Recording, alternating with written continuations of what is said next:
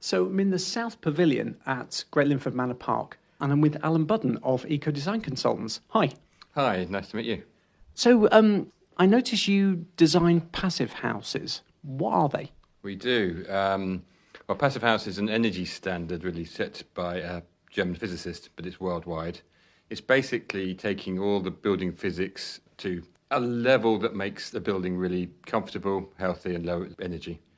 Do you want me to go through the 5 principles? Why not? Yeah, why not? Okay. So, first one is probably insulation. Probably people know about that. So, general levels of insulation. To be honest, a passive house, probably it's well designed, is only slightly more than the normal building regulation house, to be honest. The next thing really is air tightness. That's probably the biggest or most tricky thing. So that's cutting out all the drafts.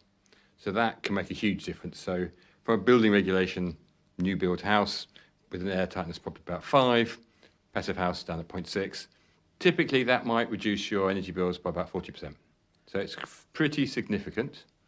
And it also is pretty good at making sure that you don't have warm, moist air escaping out the building, condensing where it shouldn't, spiders, air coming in, drafts, uncomfortableness, all sorts of other things that kind of go with man-made drafts and stuff. So in an ordinary house, like the one I live in, it's presumably quite leaky. Where's it leaking?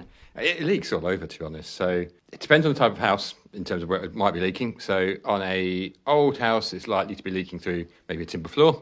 It might be up through the roofs, around windows, around surface penetrations through holes in walls. Cavity walls starts to get a bit more difficult, so then it's probably things like the floor junctions, so where floors on your first floor, joists go into the wall, it escapes through there. So if you've ever changed sort of inset light bulbs in the ceiling of a kitchen, you probably find it's really drafty. That's because the air going through from those things. So it's all over, and it's not necessarily the old buildings are worse than new buildings. So it's very varied. So some new buildings can be as leaky as some of the old buildings. So insulation, leakiness, what are the other 3? Okay, so good windows. So making sure that your windows are carefully balanced so that you have, for a passive house, it has to be triple glazed. And often that people think, oh, it's triple glazed because it's going to let heat out. Yeah, it does do that. But it's also about the surface temperature. So it's about making sure that every part of the building has a surface temperature higher than 17 degrees. Now you ask, why is that important? Well, basically, if you've got a room that's 21 degrees, at 17 degrees, it's about 4 degree difference. Anything 4 degrees and above, basically, you can feel the air movement because air will move from cold to warm as it expands, why hot air balloons go up. So as the air moves, you will feel a draft from a surface that's 17 degrees or lower. So that's comfort. So that's one of the reasons. And also at that temperature, no risk of condensation ever on the inside. So I've heard the phrase dew point. Was that? You have, okay. Yeah, dew point can get quite... Yes. So a dew point is basically the point at which humid air will condense into water. So that comes into it a little bit, but that's a little bit lower than that. So that's not 17 degrees. It's more about the comfort. But dew point and building technology and moisture is really important in buildings to make sure that it works, particularly when you're looking at retrofits and adding insulation inside. You need to make sure that moisture is managed is probably the right way of doing that. Once you've got good levels of insulation, good levels of windows, you've kind of potentially orientated it to south if you can. If you've got existing building, presumably you can't, but it's not everything. So you're balancing the amount of solar gain in and the heat going out. So you're balancing the two. You're looking at the thermal details, so how insulation joins up so there's no cold spots. So particularly things like windows. Window frames are probably the weakest point in the whole building in terms of the amount of heat loss through them. The glass, the triple glazed window is actually better than the frame. But the glass is letting heat in, the frame isn't. So a lot more losses through the frame going out. So you want to try and minimise the frames and stuff like that. So I think, how many have I done? Ventilation. Ventilation is really important. So particularly if you then make the building draft free, you need to make sure you're expelling carbon dioxide and other toxins from inside the house. So having a ventilation system that is efficient is really important. So you have to have what's called mechanical ventilation heat recovery, or MVHR for short, which basically extracts warm, moist air from the kitchens and bathrooms. That passes next to fresh air coming in, and that transfers the heat from the stale air to the fresh air. And then that fresh air is then put into your bedrooms and your living spaces, and it then transfers back out. It's balanced to be equal pressure, and it's designed to be really quiet, and it's just the right amount of air in the right places. So the air quality is hugely improved. And it also helps manage the humidity. So again, it makes the house much more healthy in terms of the humidities, so less likely for bed bugs and all sorts of other bits and pieces. So really, Passive House is about health and well-being, but the added benefit is you've got much lower fuel bills. You've got a house that will just keep its temperature. So our house at the moment, you haven't had the heating on it this year, and it's almost October. In fact, it's October tomorrow. So it really does kind of work like a thermos flask, I suppose, in terms of keeping warm and also cool. So it's also about doing the calculations to make sure it doesn't overheat in summer. So I started off with an assumption that it was all about energy saving and trying to limit, keeping buildings at a stable temperature. But as you point out, it's actually as much about well-being. It is, yeah. It's one of those things I think you need to experience. I mean, this building clearly isn't. Yeah. So we're actually in a Georgian pavilion that was part of a manor house. And so this probably wouldn't make Passive House certification. Not yet. We might try and do it, to be honest. But there is a house nearby that does. So my house at the other end of the street is a retrofit Passive House. So it's a slightly different standard in that it's a slightly reduced requirement. So 15 kilowatts for Passive House down to 25 for Enerfit, which is the Passive House retrofit standard. But it is still possible. So it's all the same building principles.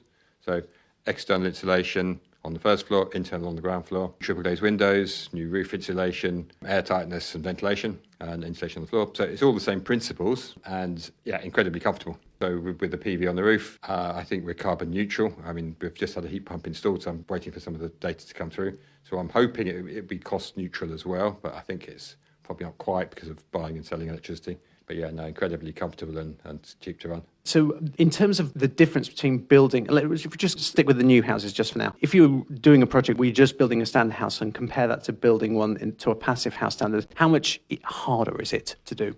A new build Passive House probably is going to cost you maybe 5 to 10% more to build. So it's not significantly more expensive. And the latest statistics coming back from the Passive House Trust, who are trying to get data on selling. No one wants to sell, to be honest, so it's difficult to get the data. Probably adding at least 30,000, probably, again, 15 to 20%. So it seems to make financial sense to do it as well now, as well as all the comfort and other benefits that you're going to have. So we're living in a new city. So it was a new town, it's now a new city, and they're doing substantial amounts of new building works and whole new districts are being built. What are they doing well and what are they not doing so well? Oh dear. There's lots that could be done. And unfortunately, there's not that much that is done. Unfortunately, how political I should get in this. No. Dish it, go on. Well, the problem is that developers are really selling land. So they're buying land as cheap as they can, and they want to sell to make money from the land. So they basically have to build the houses as cheap as possible to the same pattern book that they know is safe, and so they're doing that, and they're not necessarily pushing boundaries to get any further without having to be pushed to do so. So a lot of it is really doing the bare minimum that the government and the regulations tell them to do, and they're obviously also fighting it back against any upgrades in the regulations. So there's a risk then that these new homes that are being built are then going to have to be retrofitted like others. They will.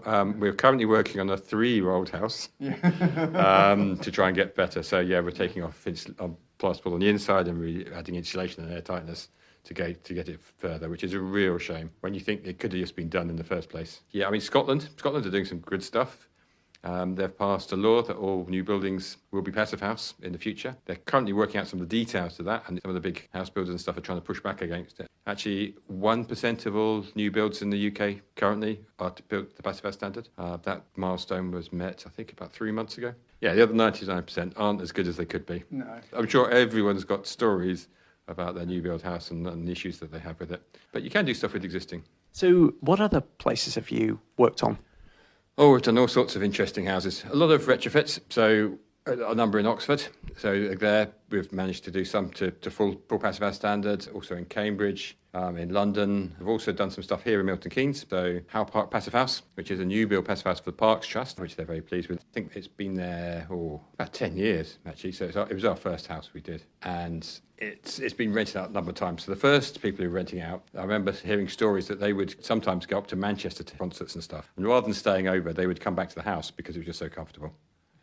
And currently it's rented out with a German couple. And I remember her saying that she phoned up her mum and said, oh, we'd be really interested. We're living in a passive house now. So her mum knew about it because it's a German standard. And very much the way that they marketed it in Germany originally was around the health thing. So she was immediately concerned that her daughter had got some sort of respiratory issue and needed a more healthy house.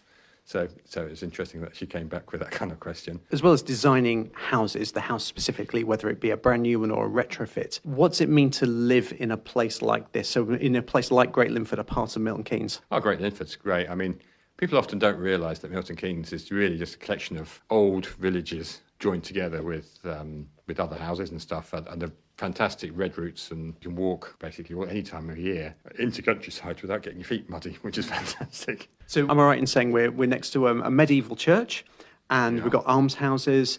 We've also got, is it a disused railway line, which is now a cycle route that goes from Newport Pagnell all the way to Bradwell Windmill. We'll have another recording on that. So it all seems quite idyllic. Oh, it's lovely, to be honest. Yeah. And the canal and the just recently upgraded the Great Linford Manor Park. So that has some lottery funding, so that they've restored the lakes and the ha-ha and various other bits and pieces around here, which is lovely. So you mentioned this building we're in, this Georgian building we're in, and there's a possibility that this could be upgraded. How would you go about doing that? The same principles. So internal wall insulation, air tightness, better windows, ventilation. I mean, ventilation is something that I'd like to go on to quite quickly because ventilation is particularly poor in here. Because you've got sash windows. Yes, we've got sash. Well, the building's quite interesting actually because it's designed really just to look at from the manor house. So on the manor house side, it's got dressed stone sash windows, and it all looks very nice. On the other side, if you go round, you can see that it's not dressed stone; it's just ordinary stone, and the windows on that side are just very cheap single glazed sash opening windows. So it's very much about the house being something to look at from the house rather than the other way around. I suppose you get quite a good view as well, though, from inside. Oh, we do. Yeah, we've got nice views down to the manor house and stuff. It's one of the fascinating things with the manor house, actually, you may not have noticed. On the right-hand side of the manor house, there's the Great Hall. So actually, the windows on that side aren't real windows. They're actually black paint behind the windows, which you don't spot until someone tells you. So what's to come? What are you working on now in the short-term future? Well, there's all sorts of stuff. So a lot of things we're looking at now is how we can look at materials and actually reduce carbon by the materials we use, because we've kind of cracked the building in terms of comfort and well-being. We've made it much lower carbon. I mean, introducing heat pumps is really useful. I mean, heat pumps now are way more worth it than they used to be. Basically, a gas boiler is about 210 grams of carbon per kilowatt hour. A heat pump 10 years ago running off electricity was about 220, so not worth doing. Now, however, because the grid is so much greener, it's about 60 grams, so hugely lower. So trying to get people to move over to heat pumps is a great thing to reduce your carbon. Not necessarily costs, so you have to be very careful, particularly if you're in fuel poverty, then it may end up being more expensive because you can't run it as you should. So there's that, plus looking at material usage and seeing where the sweet spots are. So there's all sorts of interesting things to try and, or building physics to try and work out how it's all going to work. Well, something to look forward to then. Okay, well, thank you very much. No problem. So if you want to come and see us talk about retrofitting your house, then please do. Yeah, and your website details, we'll pop those as a link in the description. Thank you very much, and lovely to speak to you. Bye.